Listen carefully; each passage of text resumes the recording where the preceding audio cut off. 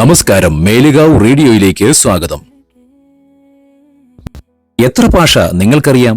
ഒരുപക്ഷെ നമ്മൾ കേരളീയർക്ക് ഇംഗ്ലീഷോ അല്ലെങ്കിൽ ഹിന്ദിയോ ഭാരതത്തിലെ മറ്റു ഭാഷകളോ അത്ര എളുപ്പമായി സംസാരിക്കാൻ കഴിഞ്ഞു വരില്ല. കാരണം നമ്മൾ പലപ്പോഴും ഭാഷ പഠിക്കുന്നതിൽ പിന്നോക്കം തന്നെയാണ്. എന്നാൽ ഒരു പഠിപ്പും വിദ്യാഭ്യാസവും സ്കൂളിലും പോകാതെ നമ്മുടെ ഭാഷകൾ നന്നായിട്ട് പഠിച്ചെടുക്കുന്ന ചിലരുണ്ട്. ഇത് മറ്റാരുമല്ല, നമ്മുടെ വീട്ടിലെ നായ്ക്കുട്ടിയും പൂച്ചക്കുട്ടിയും കോഴിക്കുട്ടിയും ഒക്കെ നമ്മുടെ ഭാഷ വളരെ വേഗം പഠിച്ചെടുക്കുന്നതായി കാണാൻ സാധിക്കും.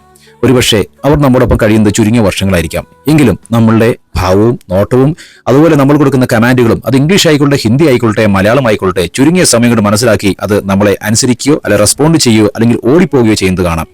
അതായത് നമ്മളെക്കാളും ഏറെ മിടുക്കന്മാരാണ് സ്കൂൾ വിദ്യാഭ്യാസം പോലും ഇല്ലാത്ത പക്ഷിമൃഗാദികൾ. ഇങ്ങോട്ട് വാ എന്ന് പറഞ്ഞാൽ പല ജീവികളും വരും, പോ എന്ന് പറഞ്ഞാൽ ഓർഡ എന്ന് പറഞ്ഞാൽ പലരും ഓടും. അതിനർത്ഥം അവ നമ്മുടെ ഭാഷ എങ്ങനെയൊക്കെയോ മനസ്സിലാക്കിയിരിക്കുന്നു.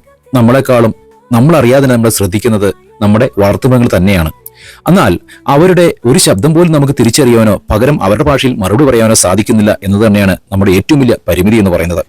അതുകൊണ്ട് നമുക്ക് മനുഷ്യനേക്കാൾ വലിയൊരു ജീവി അല്ലെങ്കിൽ ഏറ്റവും വലിയ ജീവി എന്ന് നമുക്ക് വീമ്പിളക്കാൻ ഒരു അവകാശവുമില്ല. നമുക്ക് കേൾക്കാത്ത ശബ്ദങ്ങൾ, കാണുവാൻ പറ്റാത്ത കാഴ്ചകൾ, ഇതെല്ലാം നമ്മുടെ ചുറ്റുപാടുമുള്ള പ്രകൃതിക്ക്, പക്ഷിമൃഗാദികൾക്ക് ശ്രദ്ധിക്കുവാനാകും. പലപ്പോഴും നമ്മുടെ മുമ്പിലുള്ള വളർത്തുമൃഗങ്ങളോട് നമ്മൾ ദേഷ്യപ്പെടുമ്പോൾ അവർ എപ്പോഴെങ്കിലും അറിയാതെ